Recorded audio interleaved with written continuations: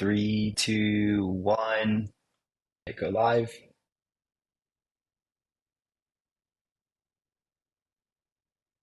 Says we're live. Hello, everyone. Happy Friday, everyone.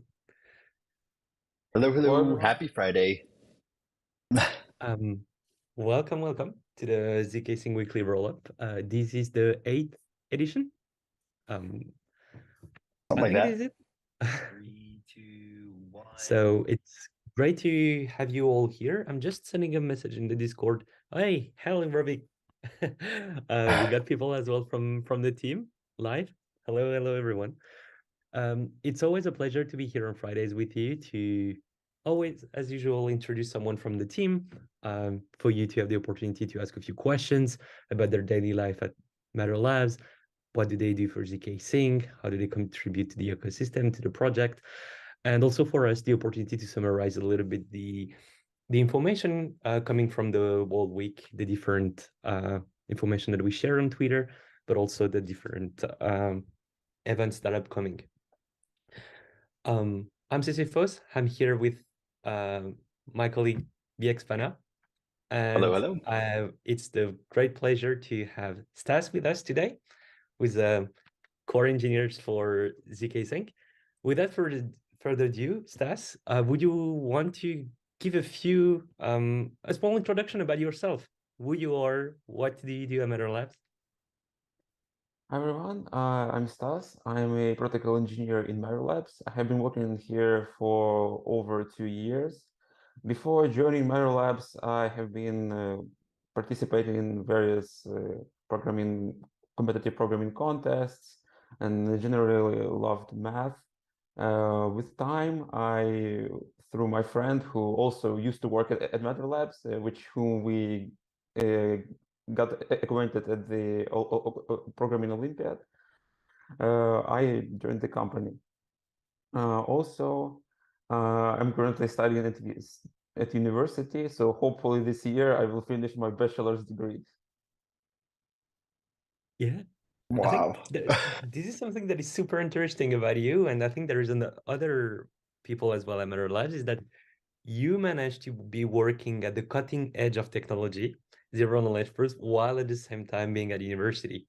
How hard is it to balance that? Like working on very hard problems to solve at the same time, maybe more trivial problem to at university? I think that mentally university problems are usually less challenging, but they do take quite some time.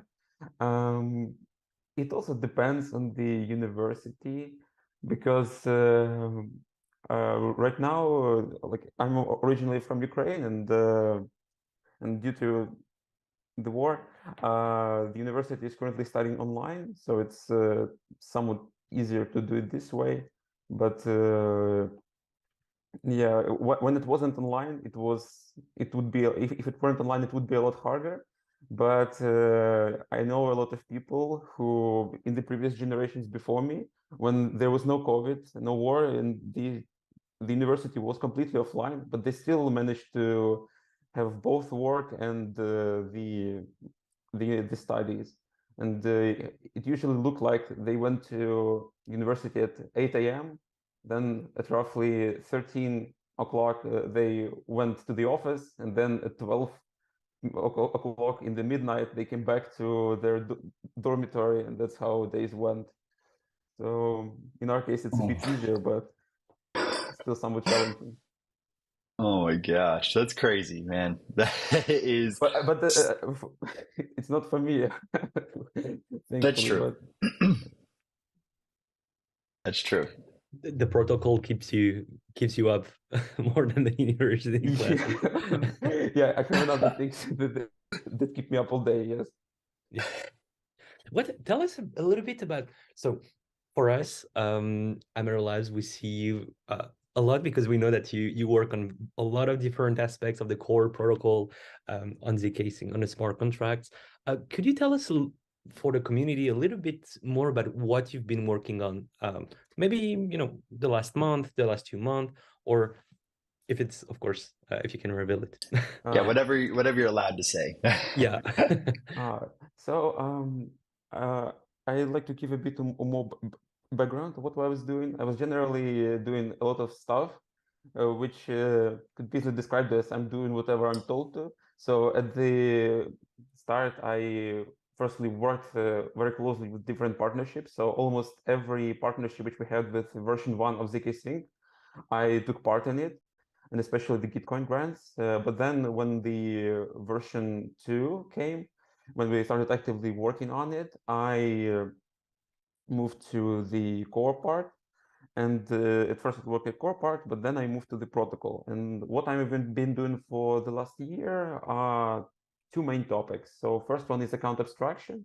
So I created the protocol which we use for account abstraction in zkSync.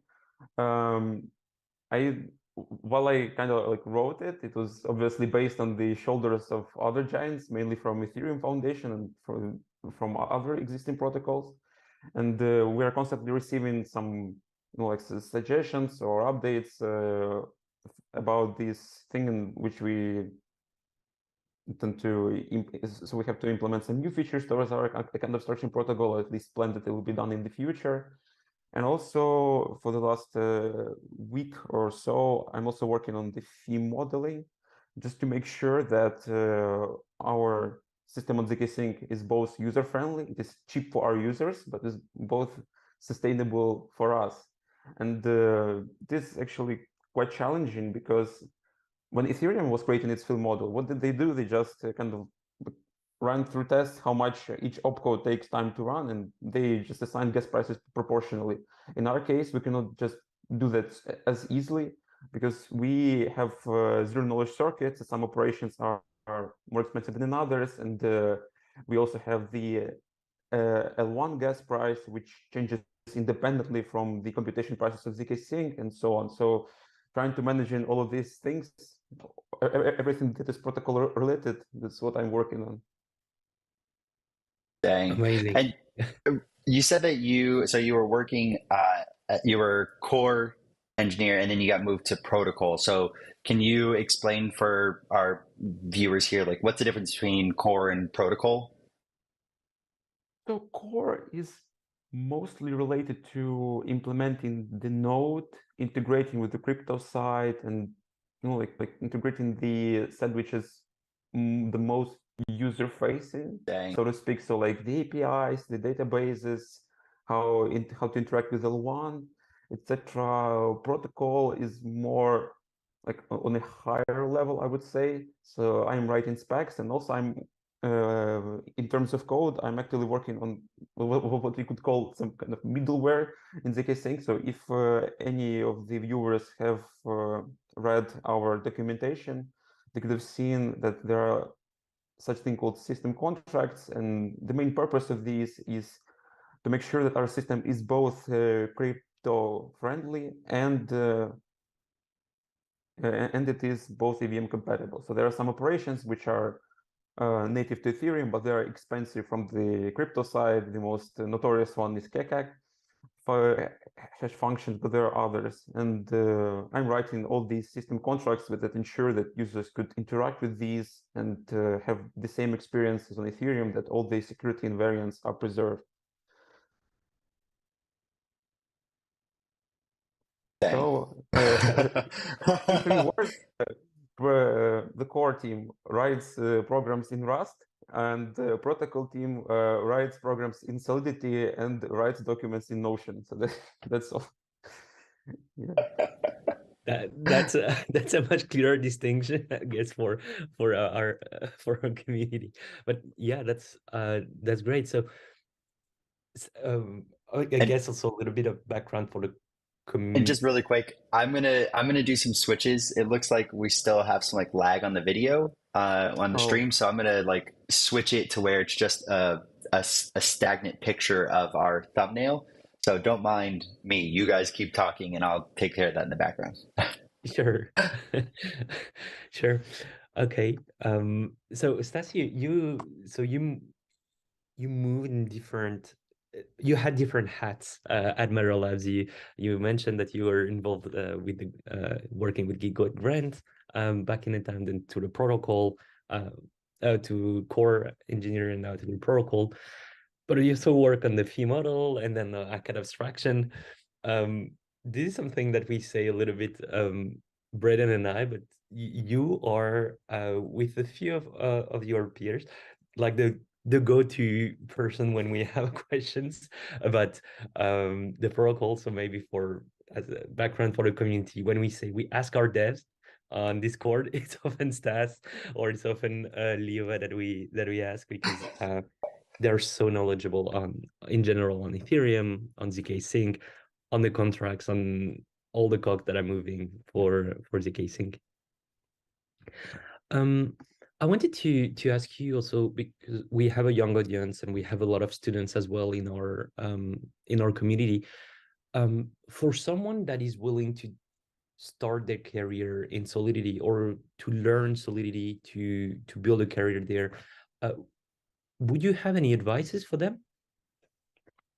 I think that it depends where you start, right? As So well if in you already our have some in our software, if you community. don't have any software background For yet, I someone would that is suggest willing to getting start their some career in courses or Solidity. backgrounds in background with data structures and algorithms, maybe participate a bit in competitive programming. No need to be like superstar there or even like in the top 10%, but probably, you know, like if you're at least higher than 50% of percentile, it is a long way to go, because this gives you some intuition on how data structures work in general, why some things are, you know, like expensive and others are not.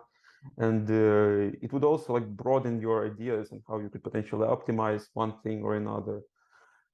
And then once you're like done with the basics, then I think you can learn Solidity. You can watch any tutorial on the internet to get some basic grasp, play around. And once you feel like you're like can do something, I suggest you like read through the Solidity documentation carefully, because a lot of like tricks which you might find on Twitter, they're actually pretty like highlighted in the documentation that please note that something is like this way.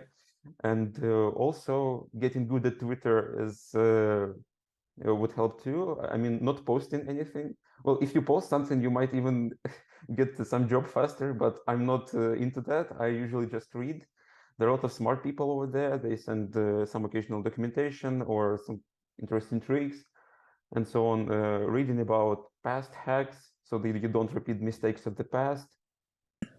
And also probably getting good at Discord as well. It's this not like a situation where I am right now, but the other guy from our protocol team, I don't know if he was here yet, Vlad, he's our main smart contract dev for the especially for layer one smart contracts, and he like I know that he uses Discord to communicate with other developers, so it's also helpful.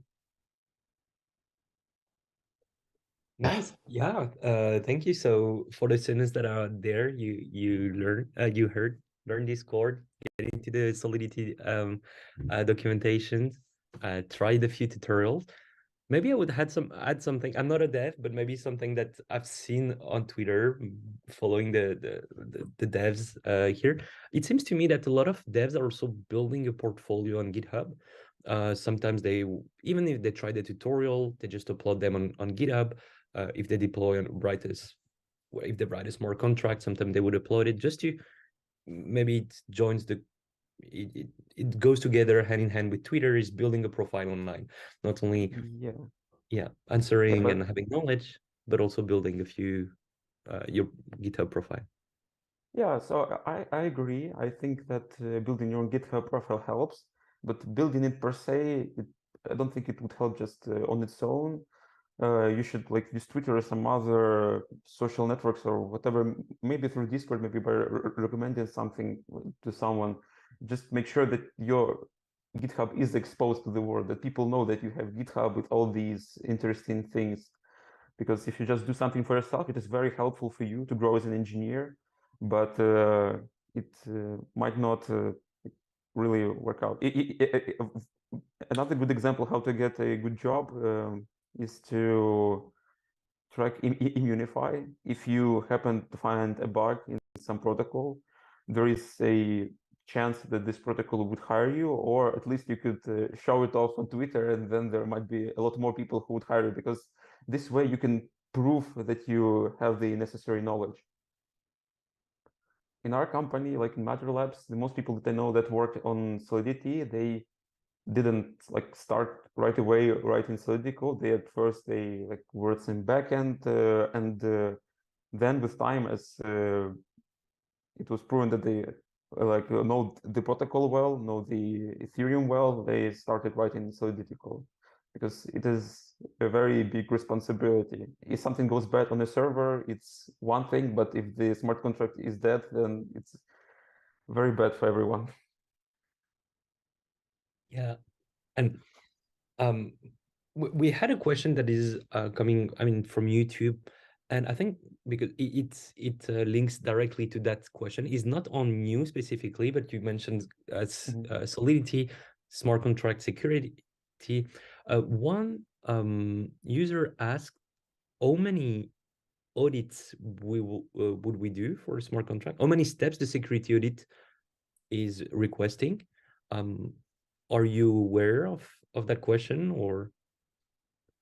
So I know that we have multiple audits from various companies. I'm not sure if I'm allowed to tell the names yet, but I can say that typically audit, like if it was just like an L1 protocol like Uniswap or Aave, the audit would only take these L1 smart contracts, and that's it. In case of the zkSync, audit is much more substantial, because we need to audit the L1 contracts, then we need to audit the system contracts on L1, and then we need like a separate set of experts who are an expert in cryptography, so that they validate our zero knowledge circuits. And yeah, so like in version 1, we I think had this like a separate audits, and I think in version 2 we'll have this separate as well. Great. I think that's super helpful. So for Fernando Montiel that is here, Stas answered that there are several parts in the protocol that needs to be audited. One of them is the smart contract. The other one is the prover. So it takes more time than a usual audit. Well, I wanted maybe to open up the floor as well for the audience, if they have, if you have specific questions for Stas, that is our guest now. I see that some people asking about the ambassador program, some people asking about memes. If you have a direct question for Stas, it's your unique opportunity to have a dev, a zkSync core dev, I would say, working on a protocol with you here. So if you have any questions, technical questions, or strategy question, or personal question to Stas, feel free to ask them. I think while we wait, I think one thing that I really appreciate about your description of what it takes to like become a developer and get to where you are is that focus on things outside of just the learning, like how important Discord really is in this world, especially in crypto. Like it's your main form of contact, or Telegram, and those are some of the skills that you like people forget about, like that are really important, because it's that communication aspect. Even setting up that GitHub. So I think you have like a really, the same way that you view the protocol, you have a really well-rounded view of what it takes to become a developer. Let's see. So then maybe I have a question while we're waiting here. So far, what has been like the most fun thing that you've worked on, either for V1 or V2? It could be something that was like challenging and it was like great that you finally like it clicked and you were like, aha, or just something that was like great, like super fun, easy to get to do, and you enjoyed working on it. What do you think was something that was like the most rewarding thing you've worked on V1 or V2? It's actually hard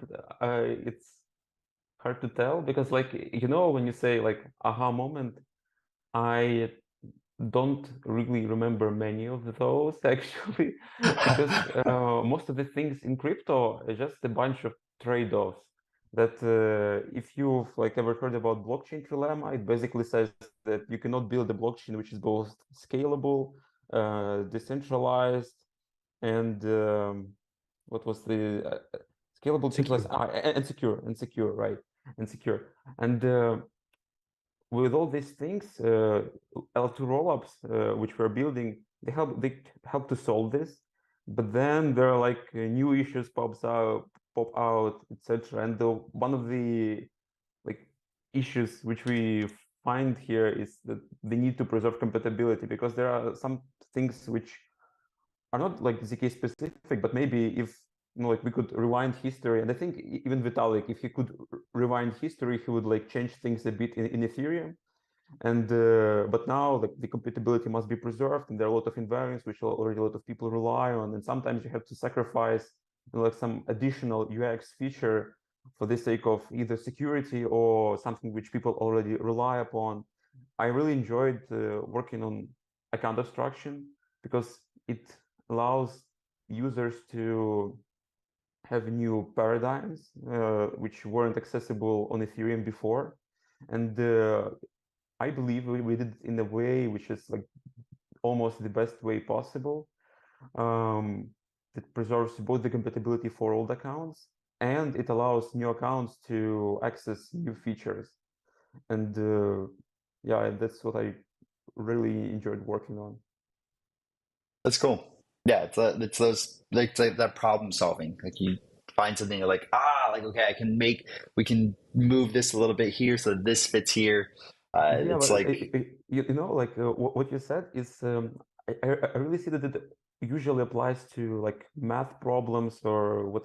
Yeah, that sometimes happens in work. Maybe I just forgot it, but usually it happens when there is like one correct, like ideal solution which fits everything. But in crypto, there are usually none of this. That's why we have, you know, like so many different blockchains, because everyone, you know, like tried like one thing more, like trade one thing off instead of another one. Yeah, and in our case with zkSync, we've solved security, decentralization, and the scalability. But now there comes the compatibility issue, and you know, like, and also the decentralization. In order to be fully solved, we need to have decentralized sequencer. It will come in the future. So yeah, there are a lot of just variables, and you just have to usually select the best of all, you know, like not so ideal solutions, but yeah. yeah, that's So great. if you want to join Stas, solving hard problems which involve a lot of trade-off, we also have a lot of engineering positions open on joinmatterlabs.com. The bar is really high. Stas and his team and the rest of the team are solving among the world hardest challenge problems right now in crypto. We're gonna come back to that later on, but recently our team with Michael and Robert won the ZPrize, which is like a prize at the cutting edge of technology. Is that like it's a few people in the world that are trying to solve that.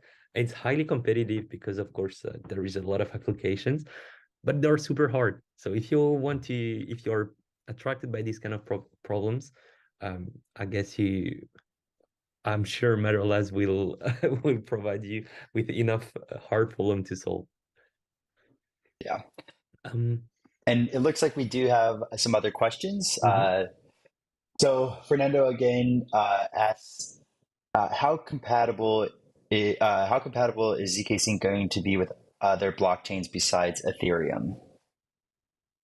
I'm not sure like what exactly this means. It would be better if the author rephrase this question a bit, because like zkSync, our main focus is to be EVM compatible.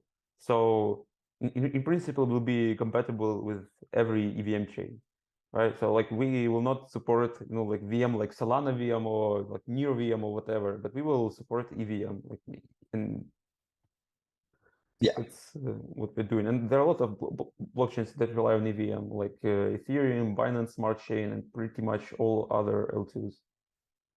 All right.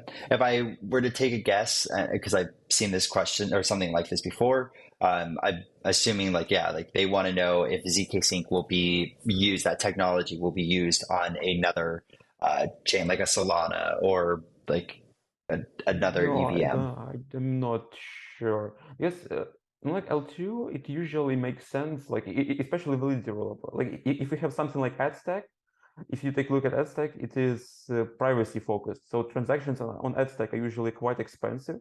So it's not a scaling solution, but it's a privacy solution. And a privacy solution might be needed, like it might find its own market and request from the people on like Solana or Near or whatever, because privacy is like a new thing to add into a system. But in case of Ethereum, it is probably the only chain which is both secure and decentralized, and that means it's not that scalable. And that means that this is the platform where solutions that actually solve the scalability issues are needed. So that's why I don't think that zkSync will be deployed on any other chain anytime soon. I have a follow-up question on that, and I'm sorry to front run the Q&A, the people asking questions. It's just a follow-up question on that. I've heard a bit. I'm not sure I understand fully what it means, but I've heard that our design choice of choosing the LLVM compiler makes it that potentially at some point we could get a broader set of EVM compatible smart contracts. Is that correct or not? You mean like that will be able to support other programming languages? Yeah. Oh, regarding that, yeah, I think yes, but it still takes some substantial amount of work because Solidity directly maps to you and to the bytecode, which are smart contract related. And in order to compile Rust to LLVM, which we need, it would likely require some new framework. Maybe it will be similar to what other chains have, like Cosmos or Near, but I'm not sure how it will look like eventually. And it's not something for the short term, definitely. So we'll see how it will work out. But yeah, theoretically it is possible. Okay. Thank. Yeah. This is not something that at least it's in the plan, but it's good to know that it's at least theoretically possible. Let's see in practice if there is a use case. But Yeah. there are a few you mentioned a few design choices that you wish sometimes you would want to come back. I think Vitalik typically would want perhaps to come back on account abstraction, maybe to have it like from the beginning. Yeah, Ethereum. so yeah, probably yes. And or like one of the notable examples which Ethereum doesn't like is self-destruct. In zkSync it will not work. Like we don't have self-destruct at all. So like Ethereum is currently like working on how to like deprecate it properly to not break existing contracts. And yeah, so that's one of the examples. The other example is that on Ethereum there is currently 1 unit of gas. Like when you send a transaction, it consumes a certain amount of gas, and this gas has its own gas price.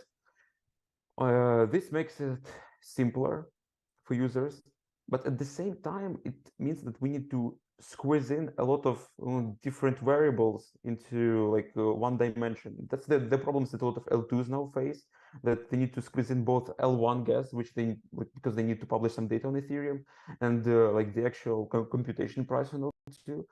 But on Ethereum, it is also a problem because you have computation like add or mul or sub or whatever. These computations, they happen only once.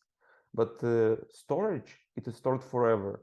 And like, like potentially every like storage slot which is currently stored on Ethereum, it's like an infinite cost for Ethereum in the future. Because like if the data is stored infinitely, then like everyone needs to pay for this hardware and so on. So we'll see how Ethereum will solve it. Man. Wow, I could ask you questions like that I all day know. long. We could keep on talking, but Um, go ahead, Björkström. No, I was just gonna say we have about 7 minutes left to wrap up. I'm not seeing any other questions coming from the YouTube chat, so I just wanted to ask Stas if he had any last minute things that he wanted to mention, or maybe Sisyphos if he had any last minute questions for Stas. The only thing I would like to mention is that working in crypto and especially in companies like L2s, like zkSync, it's really exciting. And the main reason is that you are doing inherently good things. So your job is to empower users. So unlike Book2 and like Google or whatever, where your job is to like squeeze out as most as you can from your customers and whatever, you actually get to do good things to empower users. Like whenever we make a protocol decision, we always think like in the long term, will users be able to like operate, or will the system operate if we are gone, if something happens to us, etc. So if you guys want, you can try out applying my advice. I love that. That's exactly what like drew me to working here is like we're thinking about like the front end and the user experience with every design choice that we make. And I think that's a great thing. Okay, so it looks like we have some last minute ones that these are pretty good. Fernando again has a question about fees. Are they going to get lower because in some testnet dApps the fees are high in comparison to other L2s? We'll see. So some of the fees are likely to go down. While we'll see how it will work out in the end. So currently, our biggest problem and the most expensive transactions are the deployments of contracts, because the bytecode size of our contracts is like really big, and it costs quite a lot to deploy a contract. So we solve this with two things. First thing is that if a person wants to deploy the same contract bytecode multiple times, the next time it will be a lot cheaper. So we just cache basically the bytecode and like on the hash is put. And the other thing we're working on is packing the bytecode to make sure it is actually like smaller when it is published on Ethereum. When it comes to computation, we'll see. I'm not sure what numbers are currently put on the testnet, because whatever number is currently in the testnet, it is a toy number. It may be, it may just as well be like too overestimated, too high. And yeah. Okay, cool. That's perfect. Well then, thank you very much, Stas, for being here. We only have 4 minutes left, so I hate to cut the conversation there, but we'll hopefully have you on another time and be able to do a little more deeper dive into maybe the code and what goes on behind the scenes. thank you, guys. Thank you very much, Stas, for your time. And thank you for everything that you do for us, Stas. You're amazing. Yes. Thank you for being here. Just helping us always. Thank you, Stas. Thank you, guys. Have a great weekend. All right. So it was great having Stas on. What we'll do, we only have about 3 minutes left. We'll go ahead and do just like a quick run through, have some community announcements for you all. Let's see if this works. Nice. Okay. So we have a new invite link for our Discord. It's going to be, I think we briefly covered this last week or one of the weeks before, but just wanted to make sure I share this with everyone that you can see. It's going to be join.zkSync.dev. It comes with a CAPTCHA involved so that we can help protect against more bots. So there's that.